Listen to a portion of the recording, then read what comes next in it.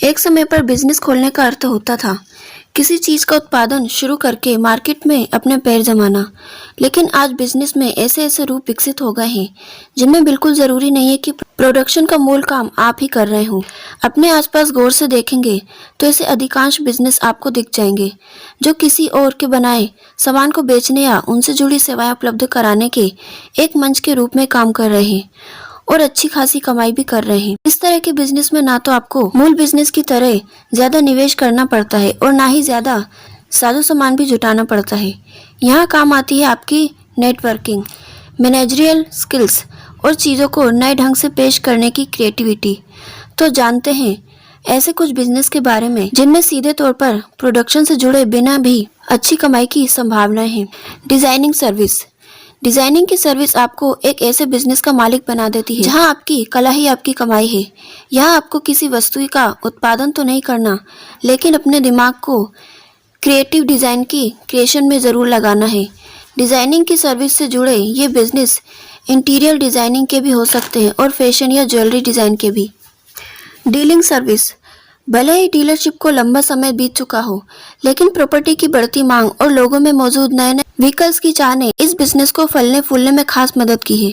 आपके संपर्कों का मजबूत नेटवर्क आपको प्रॉपर्टी डीलर के बिजनेस में स्थापित कर सकता है। वहीं बहुत से डीलर्स ऑनलाइन या ऑफलाइन पुराने व्हीकल्स के विक्रेता बनकर अच्छी कमाई कर सकते हैं। Shifting services.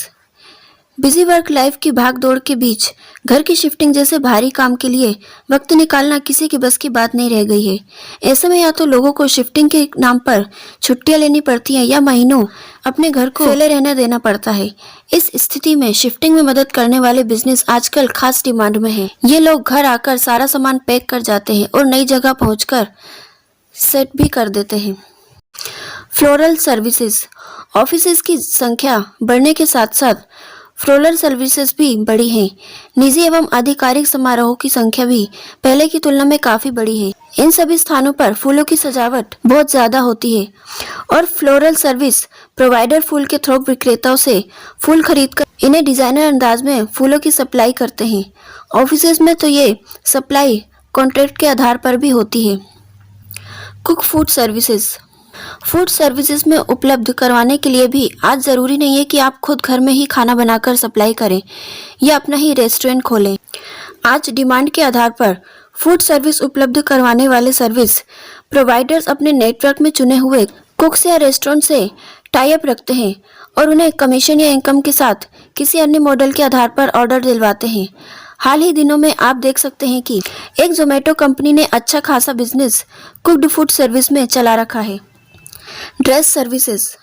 ड्रेसेस का कारोबार आज एक ऐसा कारोबार है जिसमें कभी मंदी नहीं आती। ऐसे में भारी डिमांड का लाभ उठाते हुए बहुत से लोग बाजारों में थोक में अच्छे कपड़े खरीदकर बेचने लगे हैं। ये लोग अपने इस बिजनेस की शुरुआत घर से भी करते हैं और स्टोर खोलकर भी। इस कारोबार में सफलता तब तक पूरी तरह प्रत्याशित नहीं बना लेते। इसमें आपको पब्लिक की डिमांड को समझना होगा, फिर ही ये काम आपके लिए फायदेमंद साबित हो सकता है। Cab services.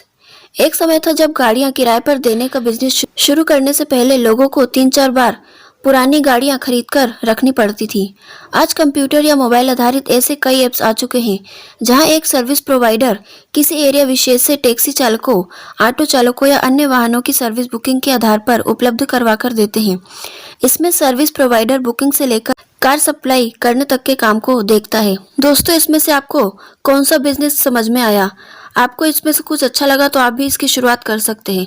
और इस वीडियो पर आपकी क्या राय है? आप अपनी राय हमारे साथ कमेंट बॉक्स में ज़रूर शेयर करें और आगे ऐसी वीडियोस और जानकारी पाने के लिए हमारे चैनल को सब्सक्राइब करना बिल्कुल ना भूलें। Thank you.